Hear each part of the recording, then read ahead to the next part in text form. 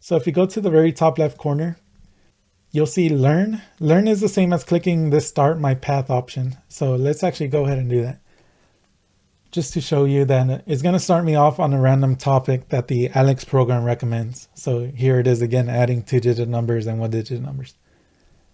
If you get stuck on a certain topic, like let's say I'm struggling with this one, sometimes you're given an option to get an alternate explanation. So you can click on that and this new explanation might help you. On the right hand side, you're also given a set of tools. Sometimes you're allowed to use a calculator, but not for this problem, because for this one, it's pretty obvious. It actually wants us to add those numbers together. But some problems will allow you to use it if it doesn't have that X around it. Then some of them have videos that you should be able to find useful. If you click on videos, all you got to do is look for a topic that almost matches what you're doing up here. So in this case, we're adding 2-digit and 1-digit numbers. So we can click on something like adding whole numbers with regrouping. And it'll give me a problem that's pretty similar to what we have over here. And if you click on play, it'll start a video tutorial for you. And these are generally pretty short, and I think students find it pretty useful too. So I'm gonna go ahead and exit that out. You also have access to an ebook on the right hand side. So if you click on that, the first section that you see should be something similar, if not exactly the same as your current topic.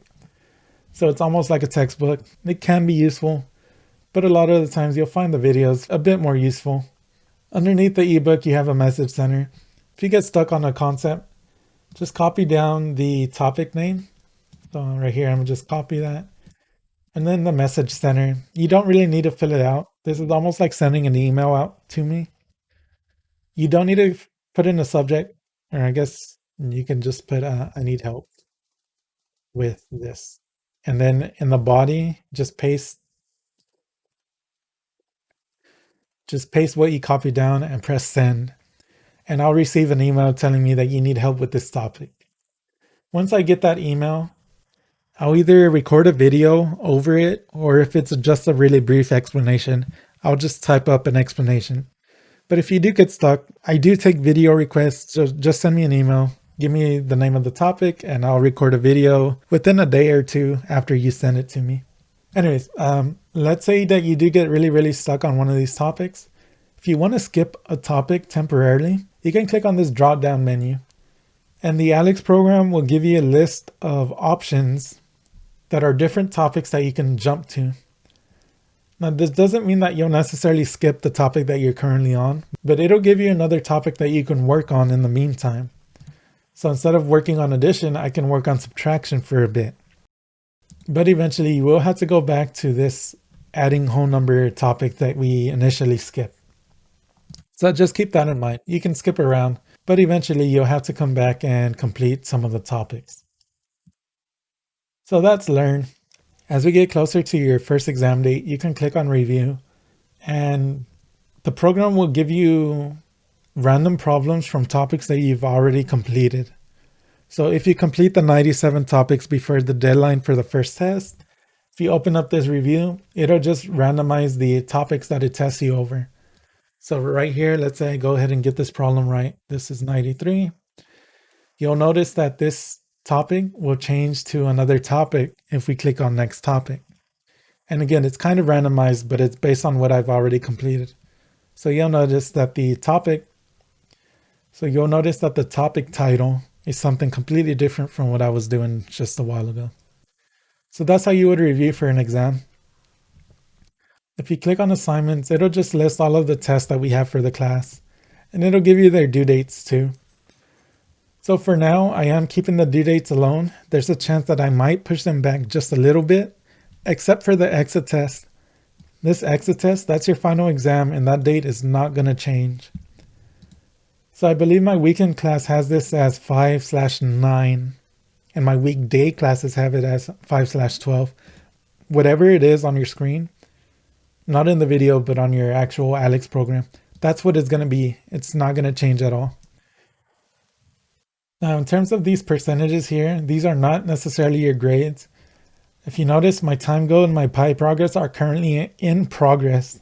That just means that these percentages, they can still go up. So like for time goal, as long as I keep working on the program, this percentage will go up. If I reach 9 hours of work within the ALEKS program, this will be at 100%. And on the 24th, that deadline will be cut off. Now, similarly, I've completed 2 topics. That doesn't mean that this should be at 2%, but in this case, it just so happens that it is. But out of those 97 topics, I've completed 2% worth of them. So if you complete all 97 topics by this deadline here, then you'll see this number go up to 100%. It will not stay at the 2% that I currently see. Worksheets you can ignore. Those are just printed practice problems that are not for a grade, so I don't recommend that you do them. Calendar is not very useful. It's similar to the timeline thing, so I would ignore it for the most part. Even looking at it as months, it doesn't really help. So ignore calendar. The last thing that's probably worthwhile is this gradebook. So if I click on gradebook, I do want to warn you that these grades are not updated until the deadlines pass. For example, I've already explained the pi progress 25% and the time goes. These percentages are the exact same thing as what you see under assignments. So they're not permanent. They'll keep going up as long as you actually complete your topics by these deadlines. But up here, it does tell you the weights of everything. So this isn't your syllabus, but your pi progress goes, your topic counts, they're worth 8% of your overall grade. Your time goes, those 9 hours that you're expected to put in each week, they're only worth 2% of your grade. And down here are your exams. As stated in the syllabus, your exams are worth 90% of your overall grade. So your individual scores will show up here when you finish an exam. And your overall grade for the class, that needs to be at a 70, it'll show up over here on the top right of the screen. I do need to warn you that this grade up here is not going to be updated immediately. So for example, let's say you take your first test, your 25% go test. Let's say you take it on the 5th, on February the 5th. Your score will show up down here at the bottom. So let's say you make an 85 on the first test. It'll show up as an 85 here. But this grade will not be updated until this deadline has passed. So even though it'll show up down here under 25% go test, it's not until February the 9th where this overall ALEKS grade will be updated. So don't get too confident. Like for example, let's assume that we're taking our final exam and your grade is at a 72. If you bomb the final, let's say you make a 40 on your final exam, even though this says 72, you're not going to see a 72 until after this date. So on 5/13th, that's when you'll see this grade update. So I don't want to give anyone false hopes. If your grade is borderline, feel free to reach out to me or just wait until the end of that day to know what your actual grade in the class will be. So I believe that covers everything. To go back to the home menu, you can just click on ALEKS. Or you can click on home, they're the exact same thing.